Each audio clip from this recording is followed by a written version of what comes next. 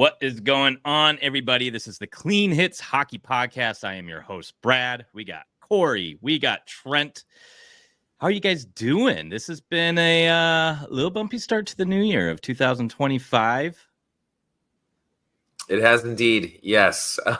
Personally, not so bumpy. With the Utah Hockey Club, a little bit bumpy. But I've had a keen eye down on the farm with the Tucson Roadrunners, who are winning some games and looking pretty good, especially congratulations to All-Star Josh Doan. Well-deserved honor for him. And I mentioned that because my big plans this month is to head down to Tucson on a little bit of a road trip.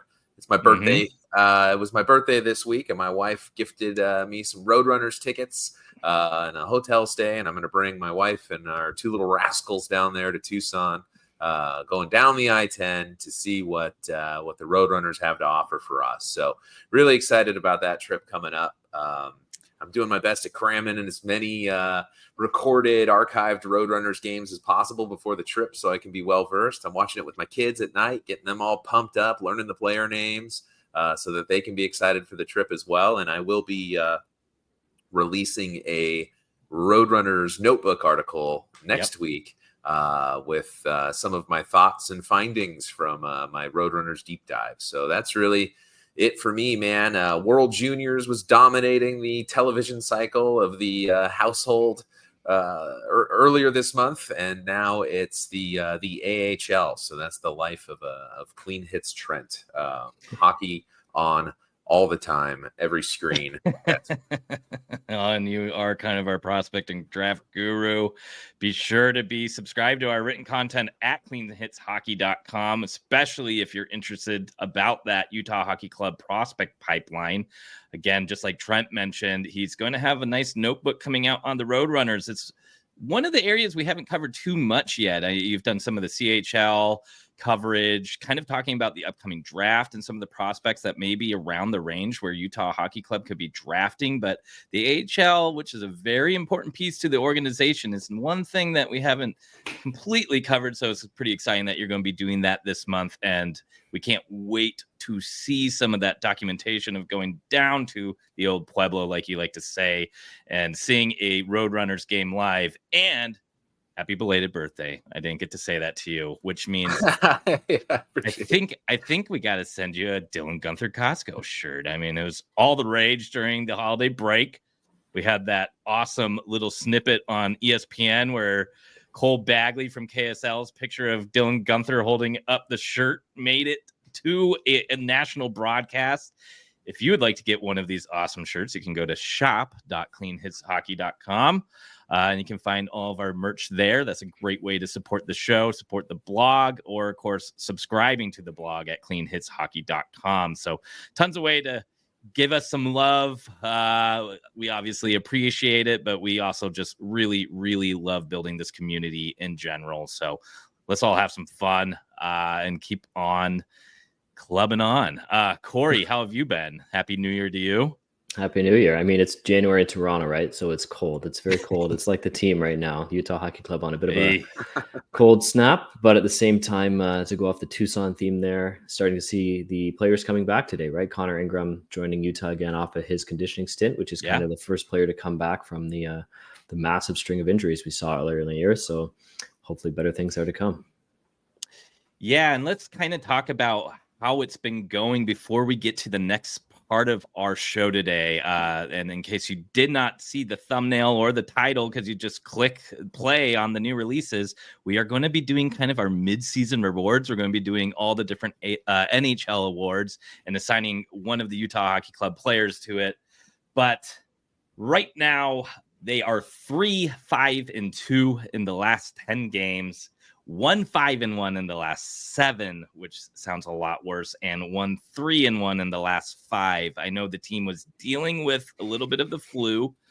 I think we're kind of seeing the streakiness of the offense and maybe some of the younger players on the team kind of leave that mark again on the team. I think Vejmelka's been playing great. I don't think we can really complain about him, but it was nice to see Krause get 2 goals, and then the following game, Machelli get 2 goals, and seeing that third line going. But it just doesn't seem like we can really get two lines rolling at the same time right now, which has kind of been a curse on the slumps of the season. And I'm not going to be surprised if in the next string of games we got three lines rolling and it feels like we're in the playoffs again. We're talking about wild card spot, and that just seems to be like the life of a Utah Hockey Club fan this season. It's a roller coaster ride. It's fun. It's thrilling, but man, the lows can kind of stink, huh? Yeah, but you know what? It's not unexpected. Not if you listen to General Manager Bill Armstrong, who did a very effective job. He grabbed his crystal ball and he told the fan base exactly what to expect this season. And lo and behold, it's gone exactly according to his script, which oddly doesn't make it any less of an emotional roller coaster, even though we know the highs are going to be high and the lows are going to be low and the streaks are going to be streaky. According to GMBA, he tried to brace us for it. I can't help it. Fan is short for fanatic, and I'm still going to freak out at every high and every low, right? Yep. And as much as last night was a loss, it was a very hard-fought game. We played a very similar game to a Florida Panther team that won the Stanley Cup last year. And as much as the final score was 4-1, I mean, in my mind, it was 2-1 plus two empty netters, right? I don't know if they necessarily deserve to win that game, but I mean, maybe sneak a point out of it. But I thought they played well last night. They had the Calgary win earlier in the year. Can't beat Dallas for whatever reason, and that goes back to the Arizona days. Yes. But there is some light at the end of the tunnel here. They have, especially as far as the playoff race, that last wild card could come down to Utah and Vancouver. Vancouver has one of the hardest schedules for the rest of the season, and Utah has one of the easiest. Part of the challenge in that would be not to play down to the competition. But if you look at the next couple of games here, they have a Montreal team that's at the bottom of the standings, the San Jose Sharks, the New York Islanders. San Jose next game, that's an important one too.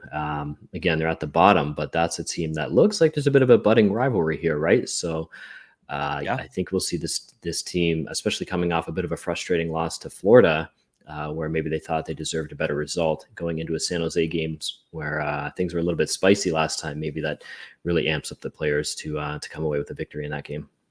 Yeah, Agreed. And it's not all gloom and doom, Corey. Like you mentioned, Vejmelka's been playing great, and some of the usual suspects have really been carrying the load. I mean, the team is at the second worst goals per game played over the last 10 games since December 15th, but there's some familiar faces who are scoring at a really good clip over that pace. Keller with 12 points, Cooley with 9, Sergachev with 7.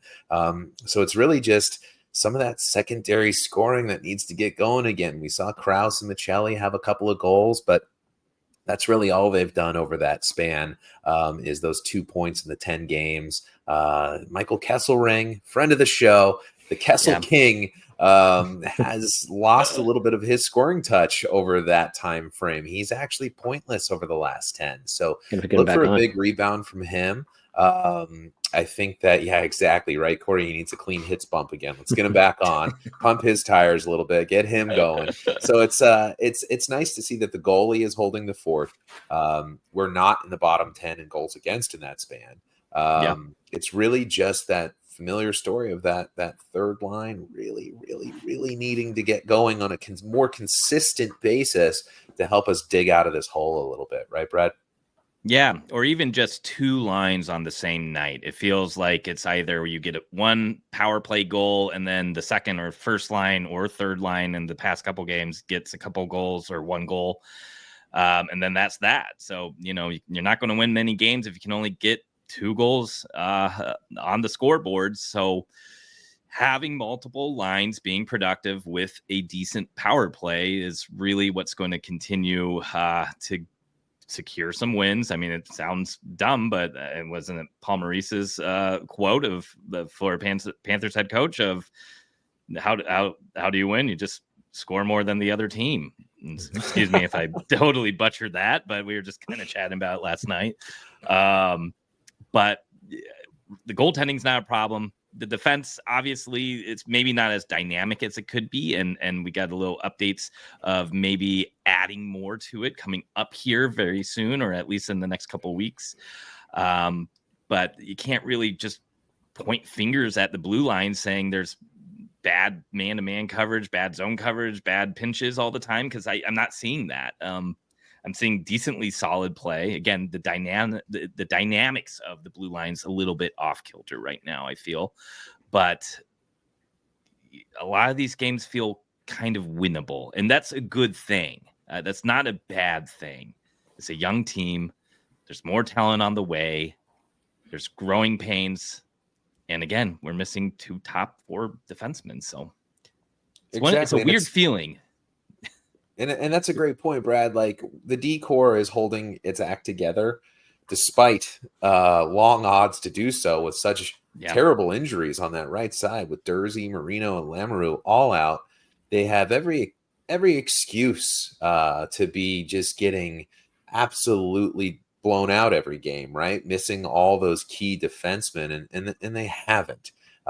So that's something where you have to dream, like, what's this going to look like when that D core is at full strength again? Mm-hmm. And something that's miraculously managed not to be a terrible detriment becomes then necessarily a huge strength, right? Or at least we all predict that it will. That'll be an interesting thing. And I know that there's been a lot of chatter online about that D core and about some of those guys that are missing, right, Brad?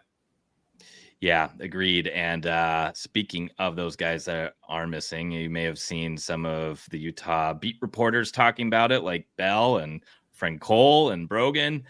You may have heard it on the broadcast last night, but some of these key guys are getting closer to coming back. So last night, and I don't know how much I believe it, it was mentioned that Marino is almost day to day. I still kind of view him as week to week, but both him and Durzi and Mavlam are in full normal, not non-contact jerseys. We were trying to figure out a good way to phrase this before the show, but they are practicing, they are skating, they are not in non-contact jerseys, and that's a very good sign. Now, I don't know if there's still a lot more strength and conditioning that needs to go into this, or if it's going to be something where Tournier and team really want to be careful with it and not rush them back.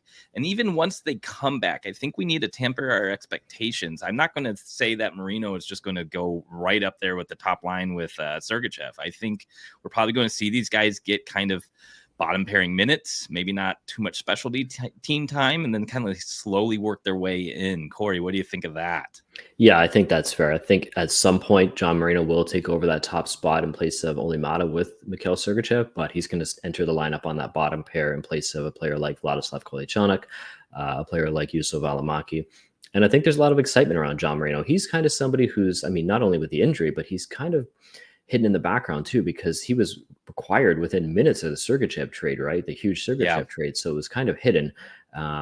Paid a good price. He's a good player, but offered up 2 second-round picks for this player. And he's going to help us win a lot of games just because he's such a solid defensive defenseman.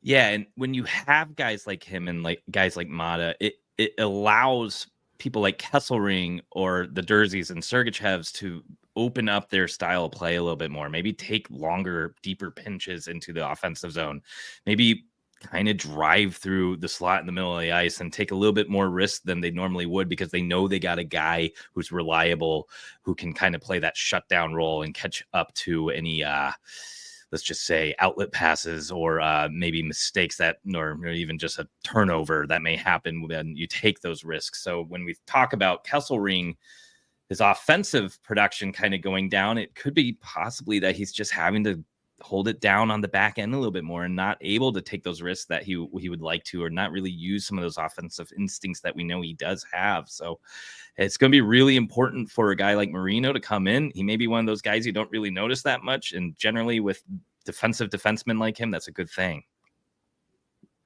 Absolutely. And, when they do get to full strength, we're going to have a lot of depth, right? Sergachev, Cole, Maatta, Valimaki, and Kolyachonok on the left. Durzi, Marino, Kesselring, Lamoureux, and Bortuzzo on the right. I think it probably goes without saying that Kolyachonok and Bortuzzo are probably going to head down the I-10, right? Once they're at full strength. But then we're still carrying 8. And then there's a difficult decision to be made about what to do with Maatta, Valimaki, Lamoureux, who's in, who's out. assuming that there are no new injuries, we could have really quite a bit of depth. We've seen Liam O'Brien drawn to the lineup recently.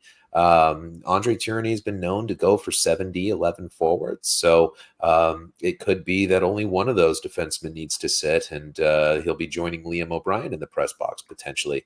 O'Brien's been a great spark plug, but we do have several weeks before I think that becomes a problem. So we may be borrowing trouble trying to figure that out. My one comment there, Brad, is that you'd mentioned that Cole Bagley, Bell Frazier, and Brogan Houston have all commented on these players being back on the ice. And I'm so grateful for those beat writers to be keeping us all abreast of those changes. But I think when you reference them on the show from here on out, Brad, you're going to need to refer to them as friends of the show, right? After the roundtable that we hosted with them. And the curse of not referencing them as friends of the show is rearing its ugly head via the poltergeist that you can see. I think Brad left Dylan Gunther and Jack McBain in charge of his hydro bill.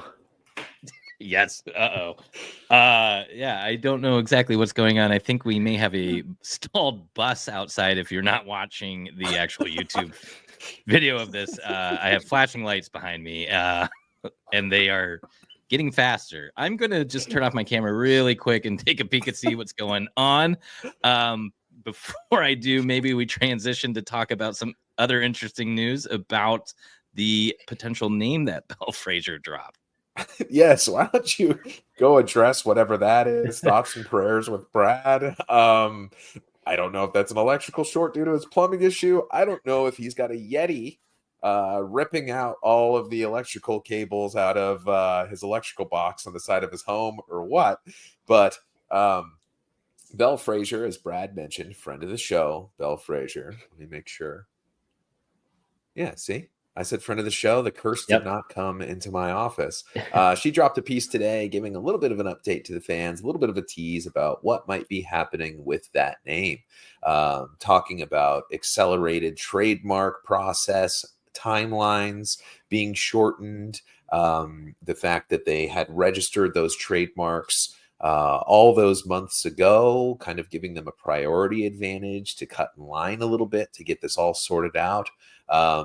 And that really some of those legal hurdles don't feel all that insurmountable. And she's feeling some degree of confidence, or at least the people she spoke to are feeling some degree of confidence that this may be something that they can get cleared in time to land on a name, to land on the branding and for the jerseys, all for next season. So what are your thoughts on that, Corey? Anything that you wanted to share on Bell's piece or just the naming in general? I mean, I've been Team Yeti since day one. I have kind of warmed up to Mammoth at the same time. So if that is ultimately the fallback, I'm fine with both. It is interesting, though, that you're not really seeing any momentum anymore for some of the other names that were in consideration. Utah Outlaws, Utah Blizzard, Utah, I guess, Hockey Club. And what was the other one? Oh, the Venom, which you haven't heard that one in months. So I do think it is a bit of a two-horse race here between Utah Mammoth and Utah Yeti. And based on Bell's latest reporting, it looks like Yeti is still a front runner. And we know that's really popular with all the kids in Salt Lake City. And we especially saw that way back in that fan rally day in the off season when they had the player introduction there at the airport hangar. And it was all the kids had the signs saying Yeti and welcome to Utah and all those sorts of things. And it really fits with the branding they put in place so far, right? With the color scheme and the mountains and everything like that. Yeah, I think that makes total sense. I mean, Ryan Smith talked a lot about the Junior Jazz program and his desire to build a world-class leader in youth hockey in Utah. We're seeing that starting with their Learn to Play program that they've started. They've just released youth and junior jerseys at the team store, and Yeti is the overwhelming favorite with those young fans. So I think that's a great way to plant a seed for future generations of fandom by going with that name. And I think it was a really good point you made about the branding that already exists. I think that might be a pretty big reason why you don't hear much about Outlaws or Venom anymore. I don't think you think of Powder Blue when you think of Bee Venom. And I don't think you think of Powder Blue when you think of Outlaws, right? So Blizzard, I guess theoretically could still be there, but I don't know if that's ever been anybody's favorite. I have never once seen anyone advocating for that being choice one. So I think that what you're left with that makes sense from a branding perspective is Mammoth, Yeti, or Hockey Club. And I think those are probably the 3 finalists. Yep, I think that's fair. I got a question for you guys. How many Yetis does it take to screw in a light bulb? Is that actually an electrical going short in your house? Oh no, it was a light bulb. That was literally a light bulb in the room. Light bulbs. I thought I got the bad one out, and then the other one. This is what happens when you buy vintage but you're saying furniture and vintage lamps. They eventually go out and all right, make it look like a bomb's about to go off.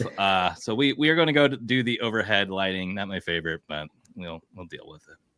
You know what, Brad? I was nervous that it was some kind of a short because of a flood, because you're also having a plumbing issue. Yes. So, the ironic thing is that you're in housing renovations for a living, right? So it's a MEP day, and usually it's the easiest problem is the one you go to last, right? And that's when you break stuff trying to figure out what's wrong. But all right. Hey, well, listen, if we see smoke, we'll let you know behind you. But otherwise, I think we're good to move on. Unless you have something you wanted to add about the potential name of the team. No, there is one thing I do want to add. This was a talk that us three and Kenny were all having way back when the team first kind of got announced, back on the old days when we were chatting a lot more on a message board rather than having a friendly group chat. And you guys called this that the Yeti brand is potentially going to be an issue here.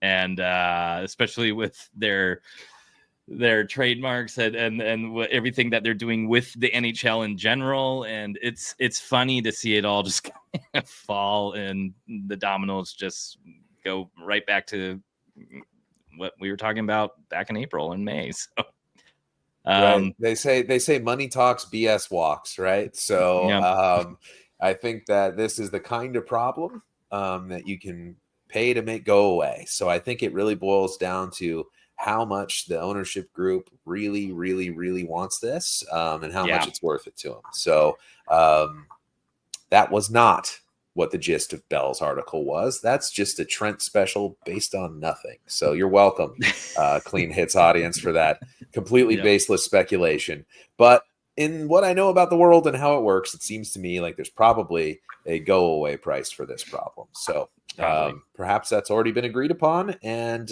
one note that she had was, don't expect any big reveals or hands to be tipped anytime during this season, as they're trying to keep the focus on this inaugural season under the brand of Utah Hockey Club without generating their own distractions off the ice.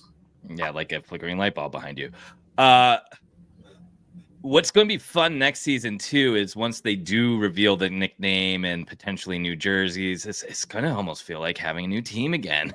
There's going to be a ton of excitement. There's going to be a lot of momentum from it, I'm sure. It's going to be really fun to kind of experience some inaugural games, if you will, 2 years in a row. So I don't know. I'm excited for all the off-season talk with the name and the jerseys, and I'm sure they're going to preview it. I'm sure we're going to be teased left and right.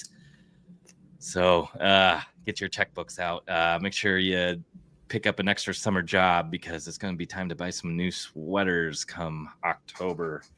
You know what I'm really looking forward to, Brad, is the pressure position that this ownership group is going to be put in when this team squeaks into the playoffs and then wins a round and then wins another round, and these pesky Utah clubbers just won't stop winning. And before you know it, they've passed the deadlines for registering the name. They're blowing every date. They don't know what to do, and we end up getting a name reveal and a deep playoff run. Well, I don't know, because this is too many good things happening at once. Instead of too many bad things happening at once. So that would be it's the other side of that coin. Yeah, true. All right. Anything else before we move on to the inaugural Clean Hits mid-season NHL awards for the Utah Hockey Club? Say that 5 times fast. No, let's do it. Awesome. Well, I do want to do one shout out, actually.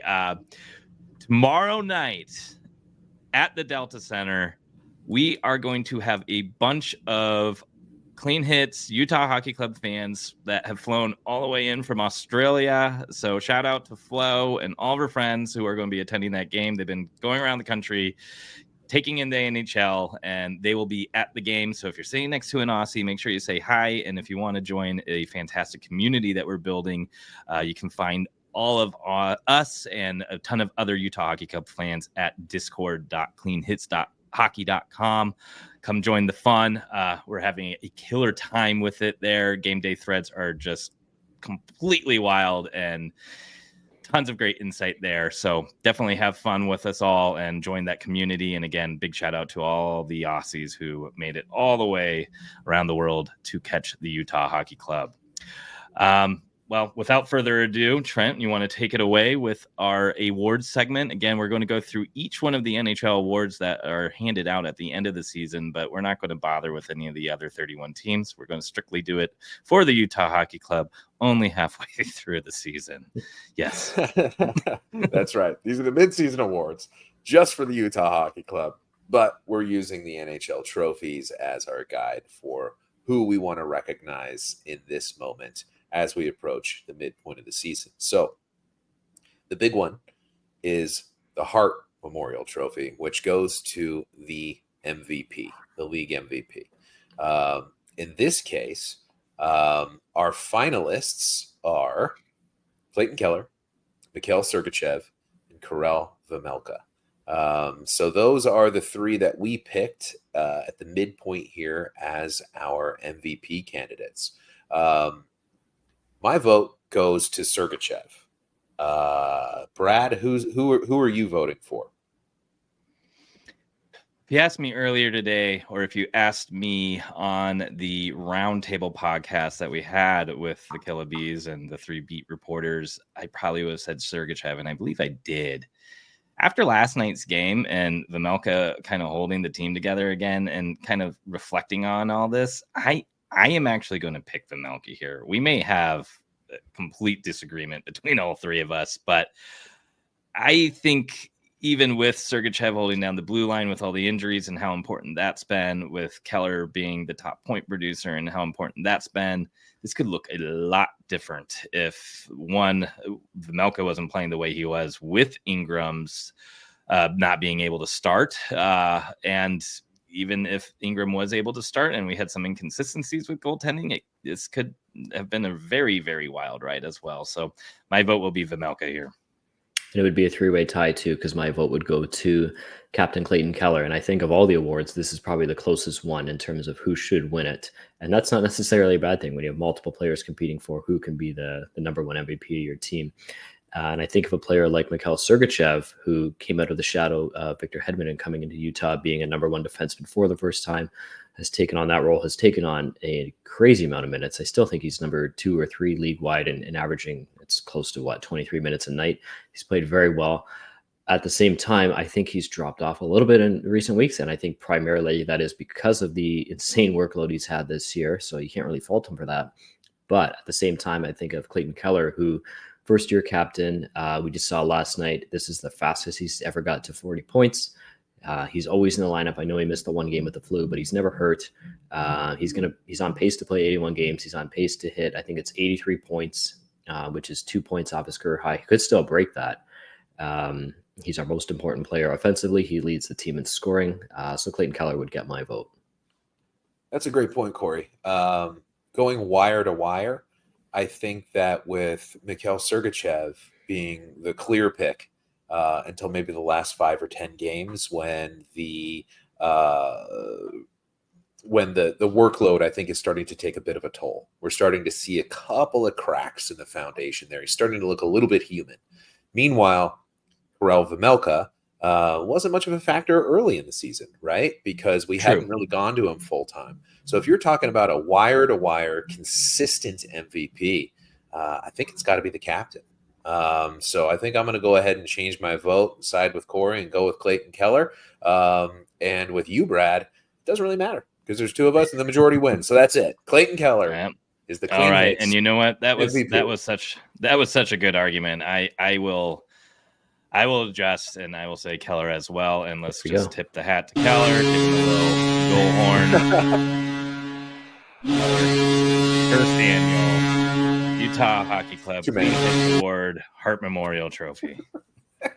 And Kenny doesn't get a vote because Kenny's not here. All right, perfect. Now, speaking of good sports like Kenny, gentlemen, the next one is the award that no NHL player has ever wanted to win.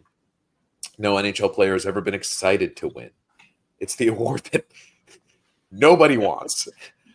I mean, not only is it for the player who exhibited the most outstanding sportsmanship and gentlemanly behavior, but it's literally called the Lady Byng Memorial Trophy. They insist on giving this out, even though nobody wants it.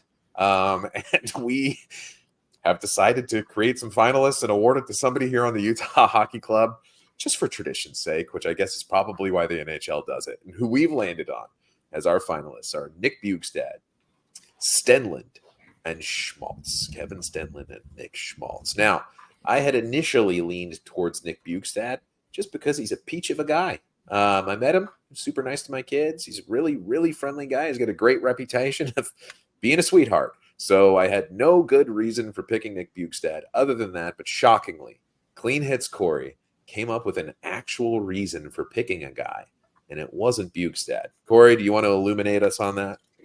Yeah, I think of a player like Kevin Stenlund, we brought him in because of his work on the faceoff circle and his work on the penalty kill last year with Florida. Florida's penalty kill last year was second in the whole league. I think he led the team as far as forwards for penalty kill ice time, shorthanded ice time. But then you look at, and he's done all that in Utah. And then you look at what he's done on the other side of the puck. He's already got 7 goals through half the season. So he's on pace to break last year's goals with Florida. I believe he had 11. He's also on pace to half his penalties from a year ago. He had 62 penalty minutes in 81 games last year with the Panthers. And right now, through actually more than half, in 40 games, he's only at 12. So at that pace, he's going to finish the year with 24-ish penalty minutes when he's going to be putting up 22 points on pace for, and then all his work on the penalty kill and in the faceoff circle as well. You even see it in 3-on-3 where he's not a superstar offensively, but he'll be out there to start the 3-on-3, win the faceoff, and get off the ice. So he's done everything that we could have possibly wanted from him this year. And the good news is that he's still signed for one more season. Nice. So he cut the penalty minutes in half, which was very gentlemanly. And it should come as no surprise that anybody who took his talents from South Beach to the Wasatch Front learned how to be a nicer guy. Yeah, Utah nice. It wore off on him. Look at that. Look at that. This next award is probably the Clean Hits No-Brainer Award. Probably not even really worth discussing. It's the Vezina Trophy, which goes to the top goaltender. And we've got 3 finalists because we've had 3 goaltenders. They are Connor Ingram, Jackson Stauber, and Karel Vejmelka. I think we should do a couple of ad reads and plugs and really build the suspense here, this cliffhanger, Brad. Nobody knows who it's going to be, but I'll give you an opportunity to pump his tires again, just as you did in the MVP conversation. Who's the winner going to be, Brad? Sure. Well, it's clearly Vejmelka. I don't even know how to make a joke about it at this point.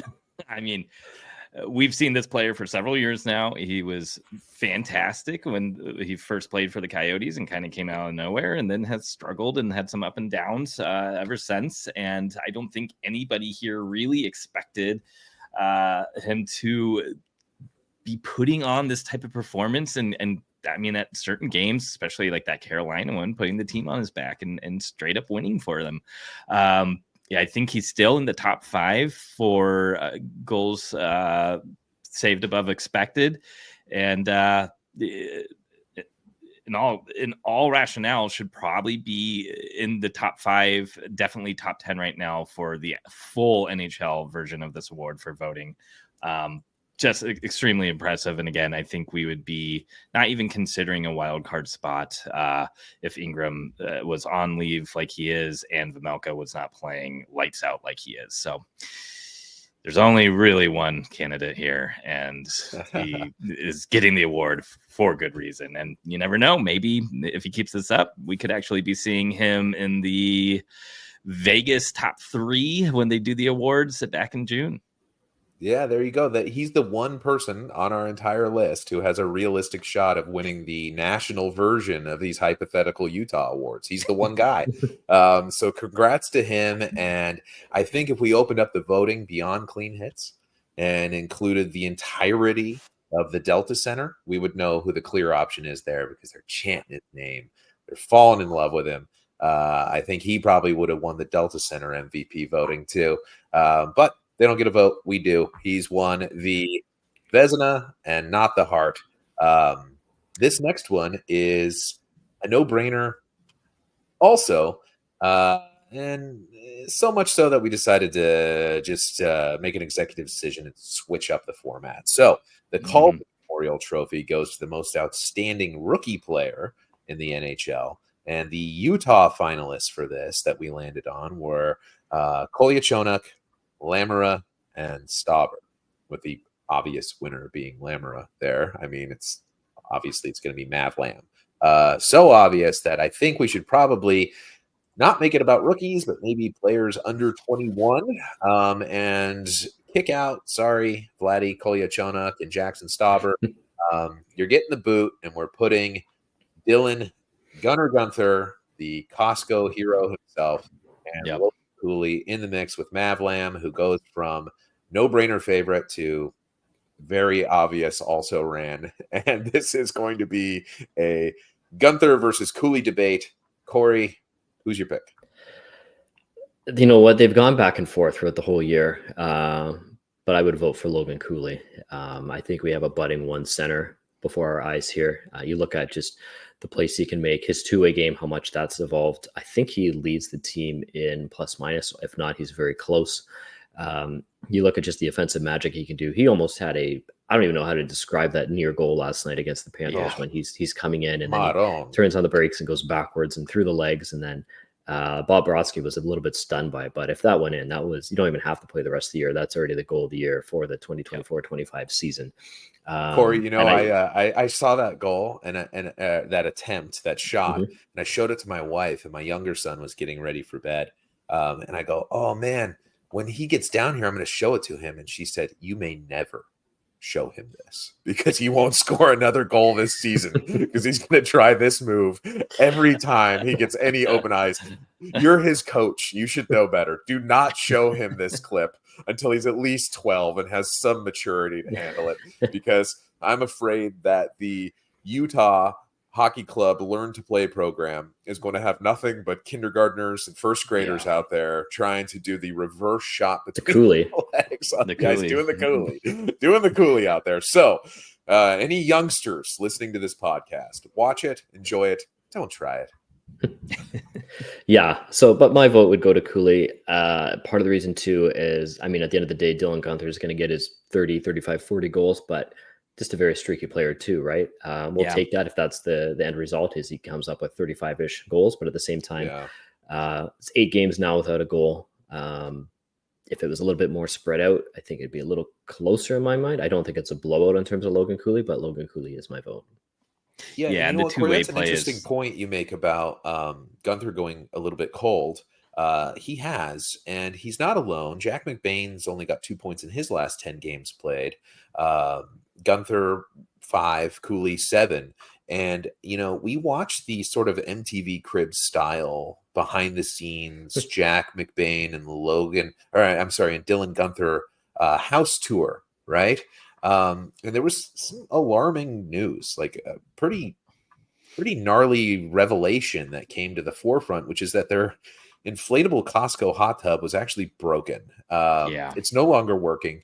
They're not getting the recovery time, the rest time, the much needed relaxation to kind of recharge their recovery. And you're seeing that start to unfold on the ice. So Cooley and McBain are going cold. It's no wonder. They no longer have a hot tub to keep them warm. And I think that's why I'm voting for Logan Cooley as well. What do you think, Brad? Yeah, I think so too. And a couple of weeks ago, I may have leaned Gunther here because I know he gets the goals, but his playmaking is extremely underrated too. And we saw a killer assist from him in that Edmonton game. He's not maybe the best defensive player, but for kind of that sniper offensive first type of forward, he's definitely not the worst. But past couple weeks, Cooley has just really been impressive, and his defensive game keeps on getting bigger and better. His personality keeps on getting bigger. The dog in him is kind of coming through, and I am just so excited for the future and what more we see from him. So got to give it to Cooley. Both of them are growing personalities, right? Gunther, for all the reasons why he's featured on our Costco T-shirt, where he was modeling it. The fact that he even wanted one is hilarious. He's a great kid. Really excited about the future with him. But Cooley's personality is growing, and a little bit more of that dog on a bone, kind of Nate McKinnon style, in your face, kind of 200-foot center, which I could not be happier to see. And I can't wait until he's fully filled out, has some man strength, and it's just applying his will across the NHL. It's going to be very, very exciting. Bright future ahead, including for Maverick Lamora, who he booted unceremoniously from an award that he so obviously deserves when he gets back from IR. Talking about big personalities, holy smokes, they don't come bigger than his. So a lot of future stars here in Utah for us to be very, very excited about. That includes on the back end, and Lamora is up for another award, if you can believe it. That's the Norris Memorial Trophy, which the NHL gives out to the defenseman who demonstrates the greatest all-around ability. Our finalists here are Kesselring, Lamora, and Sergachev for this season. Considering what a squeaker it was for MVP and how close he was for that, it's no surprise that I'm picking Sergachev for this award. Does anybody want to make a case for Lamora or Kesselring, or is this one just an absolute blowout? Okay. No, and even if you wanted to make an argument for most improved for Kesselring, I mean, you can make that same argument for Sergachev. He's never been in this role really, and he has taken it by the horns. And he may not be done with hardware here in our awards ceremony, but he's going to have to take a break for a minute because there's going to be another familiar name coming up here. That's for the Masterton Memorial Trophy. The qualities of perseverance, sportsmanship, and dedication to the game of hockey. The finalists that we've landed on here are Michael Carcone, who's worked his way back into the lineup and fought hard to stay in it. Olli Mata, who's had a little bit of a mini resurgence here in Utah. And then, of course, Karel Vejmelka, who is the odds-on favorite to win it. But would anyone else like to expand on why any of the other names were included in this?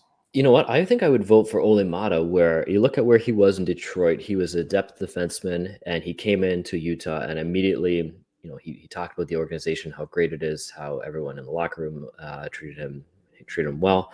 And he stepped into a role where it's not always easy to play with the best players, right? Where he stepped into that role playing with Mikhail Sergachev and really reinvigorated his career to the type of player he was way back when with the Penguins, when he won 2 Stanley Cups in a row. You look at where he was in Detroit, and somebody who's going to be an unrestricted free agent in July, and had he stayed with Detroit in the role he was in, I mean, that might have been the end of his NHL career, or he would have been taking on very similar depth roles where, now he's stepped into playing on a top role in Utah and really brought his career back to life. Yeah, a career that has not been without hardships. He's had some pretty nasty injuries, really, really tough injuries, as well as some illness, some cancer, and he's kind of come back and had himself quite a resurgence in more ways than one. So he does exemplify a lot of those qualities that we talked about. But Karel Vejmelka has as well, right, Brad? Yeah, and it's going to be this one. I could go any way here. Probably Mata and Vejmelka are my 2 favorites, but again, there was a point last year where it felt like Vejmelka had lost that starting role. Definitely going into the season, I don't think there were many that were even considering it. And he played backup at the first portion of the season, and he still did a great job. And then he stepped up, took more of a leadership quality, and has not looked back. So I feel like when you're about to lose that spot, you can kind of spiral. You've seen players in all sorts of sports kind of lose their ability to stay in maybe that professional league when they start to be tested in that route, or teams will often trade players if they feel like they're losing that spot on the roster. And Vejmelka was a fine backup for last year and was able to kind of live that role at the start of the season and then step up and not look back and not really make a fuss about it either. So, yeah, I agree. And one guy who kind of dealt with losing his role and not just almost losing it, but did, which was Michael Carcone, who found himself as a regular healthy scratch out of the lineup early in the season, battled back into the lineup, made immediate impact and hasn't looked back and has kept himself in the lineup. Now, whether or not he's been the difference maker that Vejmelka or Mata have been is not really arguable. He hasn't, but he's been a very solid depth player on the team after showing some grit and perseverance to get back into the lineup. So we're a little bit split here. Who wants to be the deciding vote? Anyone want to raise their hand and make a decision here? Let me rephrase that. Corey, you pick. Can I vote for Ole Mata again? Yes. All right. Ole Mata. Ole Mata's the winner. The other thing with Mata, too, is he put himself on the map for Team Finland for the Four Nations Cup, where had he stayed in Detroit, maybe he doesn't get that opportunity. All right. Very true. I thought it was going to be a blowout for Vejmelka, but Corey has convinced me. Corey, Clean Hits Corey Esquire, attorney at hockey, has made his argument and won over the jury. And Mata fittingly snatches victory out of the jaws of defeat, which is exactly what this Masterton Memorial Trophy is all about. Moving on to another one that's going to be a pretty tough decision is the Frank J. Selke Trophy, which is the forward who best excels in the defensive aspects of hockey. And for our finalists for the Utah Hockey Club, we've nominated Barrett Hayton, Alex Kerfoot, and Kevin Stenlund. What do you guys think about that? Brad, do you have a strong opinion here? Well, I definitely think there's an argument for all three. I think Kerfoot is, I think we call him the ultimate Swiss Army knife of a player. I mean, he can pot some goals, he can make some nice offensive plays, but he makes some fantastic defensive plays. He plays wing, he plays center, he kind of does it all. He can move up the lineup. Last year, we saw him at times actually playing in that top center role when Barrett Hayton was out. So there's a lot to love there. And on top of it, he's a very, very smart player, both on the ice and off the ice, and very rarely puts the team in bad spots. So there's my argument for Kerfoot. I think I would add with Kerfoot too. I mean, coming into this year, you look at the amount of forwards we have, coming up, Daniil Boot, Josh Doan, Tijigan, like Cole Baudouin, thinking like, where are we possibly going to fit all these guys in the future? So, hey, it's a good thing that Nick Bjugstad and Alex Kerfoot, their contracts are done at the end of the year because that clears two spaces. I think Alex Kerfoot's made a case that we need to bring him back. Like you said, he's this Swiss Army knife of a player. You can put him on any line. He can play power play, especially in front of the net. He can play penalty kill. He can play the wing. He can play center. He's a leader. As much as I just voted for Stenlund for the Lady Byng and said he's delivered everything we wanted when we signed him away from Florida, you know, Alex Kerfoot does everything that Stenlund does in a way and even more. So it's hard not to vote for him for this award. Very true. Very true. Barrett Hayton does deserve an honorable mention here. He's the defensive heartbeat and work boots player for that top line. In many ways, his hard work and commitment to defensive play is what allows Clayton Keller and Nick Schmaltz to work their magic that's at various points really carried this team. So I think Barrett Hayton is a really valuable member of this group of defensive forwards. And I think that role is probably going to define his career more and more as we start seeing Logan Cooley climb up the depth chart and maybe some additional scoring centers added to the roster, either through the prospect pool or trades or UFA. I expect to see Barrett Hayton kind of slide down a little bit and maybe take the mantle somewhat from Kerfoot as his career goes on. But of course, there is Kevin Stenlund, who is that elite penalty killing defensive shutdown center. The Selke Trophy very often goes to centers. We had years where it was Yuri Lehtinen very often as a winger, but most of the time it goes to centers, and most of the time it goes to guys who actually provide a lot of offense too. So maybe if the NHL judges were actually voting on this, it would go to Logan Cooley, which wouldn't shock me at all. But we're not using those standards. We're going by the definition here, which is forward who best excels in the defensive aspects of hockey. So who should it be? Hayton, Kerfoot, or Stenlund? I think as much as my heart wants to go Kerfoot, I'm going to have to use my big brains and say Stenlund. Yeah, if we want a tiebreaker, Stenlund, just based on the case there that he is a center, and as much as Kerfoot can play center, he's kind of transformed into a wing over the years. Yep. I like it. I third it.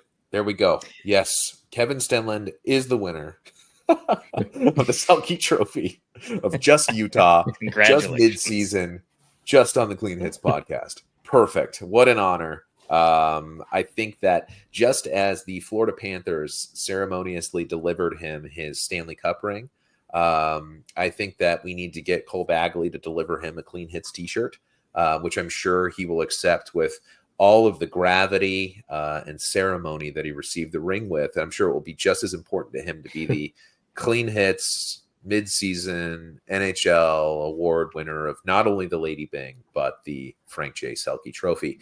And mercifully, the final award here. This one is the Mark Messier Leadership Award. So this one goes to the player who most exemplifies great leadership qualities on and off the ice. We don't really know much about off the ice other than what we're told and what we read because we're not in the room. On ice, we can certainly see a lot of leadership. We also can go off a reputation a little bit and things that we read. Our finalists for the Utah Hockey Club here are going to be Clayton Keller, Ian Cole, and Mikhail Sergachev. Now, I do want to mention one other guy. I've been watching Tucson a lot, as I mentioned off the top of the show, and I want to mention something I saw in a game against the Texas Stars last weekend, and that was Josh Doan, who in true Mark Messier award-winning fashion, demonstrated some insane leadership skills for a young player down there in Tucson.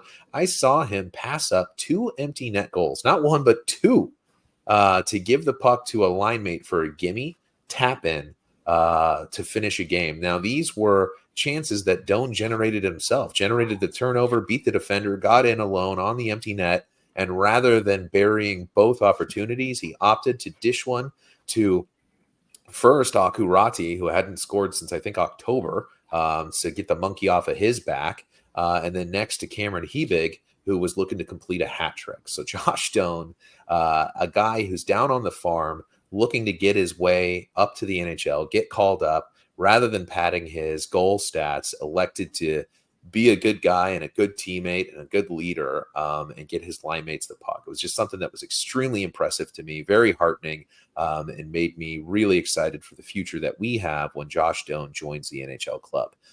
That completely unrelated aside, why don't we vote once again on whether we think it should be Clayton Keller, Ian Cole, or Mikhail Sergachev who wins the Clean Hits Mark Messier Award for leadership? What do you think, Brad? Who do you got? I'm going to have to go with Sergachev here. I mean, the sallies when he gets those game-winning goals, just kind of hearing a little bit about his off-ice personality, but also the on-ice personality. And he's got 2 rings. He knows how to lead by example. He is taking that big step forward in leadership qualities. And it's so easy to forget that he's actually the same age and same draft class as Clayton Keller. He seems so much more wise and older for some reason. And I'm not saying that that's necessarily is a good or bad thing here, but the experience is definitely there. And he's bringing that day in, day out. Yeah, as much as I said that MVP award was very close in my mind, this one is equally as close between Keller and Sergachev. I think their leadership styles are very different. Sergachev is more the rah-rah type, where Clayton Keller is more the lead by example, which isn't necessarily a bad thing. I think, historically, you all have a lot of fans with this franchise. They think the Shane Doan type, who's probably closer to a Mikhail Sergachev, where it's guts and glory and that type of leader, where, it's not necessarily a bad thing either to be a leader like Clayton Keller, who, there's guys like that around the league. There's Anze Kopitar, there was Patrice Bergeron, Sidney Crosby. But at the end of the day, I think I would vote for Sergachev just because he was coming into a new situation, a new role. And we have seen that kind of flare on the ice. I would like to see him have that A on a full-time basis now rather than rotating. That would be my only wish here, but my vote would go to Mikhail Sergachev as well. Well, then allow me to be the one who makes an impassioned case for Ian Cole. I'm not going to do that. I'm not. That's not going to happen. I agree. Yes, it's going to be Keller or Sergachev. I'm going to go with Sergachev too, just because it's too obvious to pick the captain. But Clayton Keller is just as much deserving of that. It's really a two-horse race on so many of these between Keller and Sergachev, which is a great problem to have. And thus, we conclude our award voting. We've got, for the MVP, Clayton Keller. For the Lady Byng, Kevin Stenlund. For the Vezina, Karel Vejmelka. For the Calder-ish, Maverick Lamoureux, but maybe Logan Cooley, depending on how you want to define the terms. For the Norris, obviously Sergachev. For the Masterton, we went with Olli Mata. And for the Selke, we went with Stenlund. And for the Mark Messier Leadership Award, we went with Mikhail Sergachev. Which one of those did I get wrong? Because I didn't keep track. That was it. I got it. Yeah.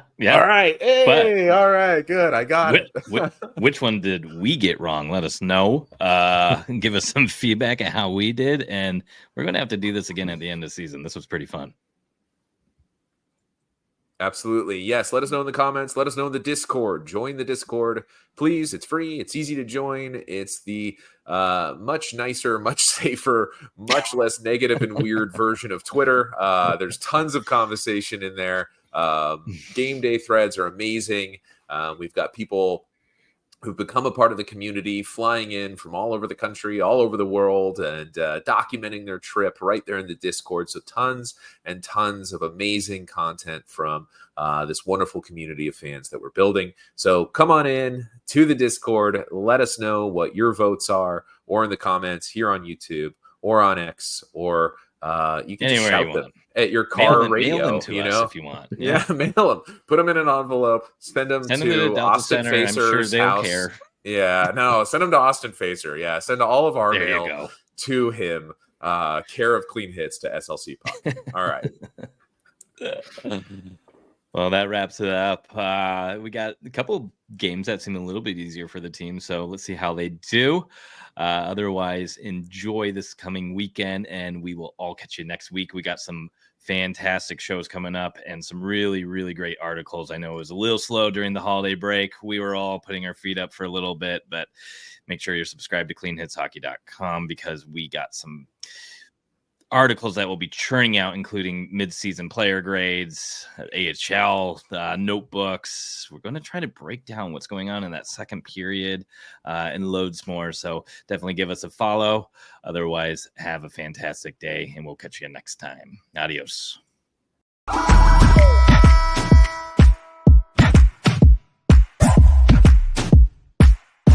know we running it now. Watch the game change.